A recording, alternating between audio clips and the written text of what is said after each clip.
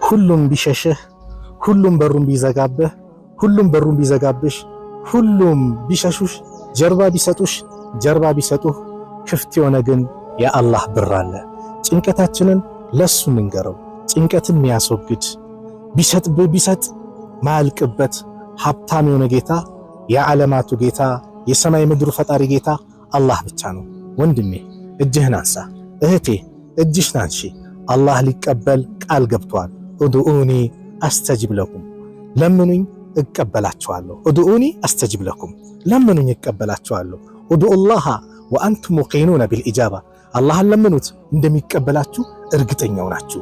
ሰው ልጅ ስትጠይቀው ይቆጣል፣ አላህ ሳትጠይቀው ስትቀር ይቆጣል።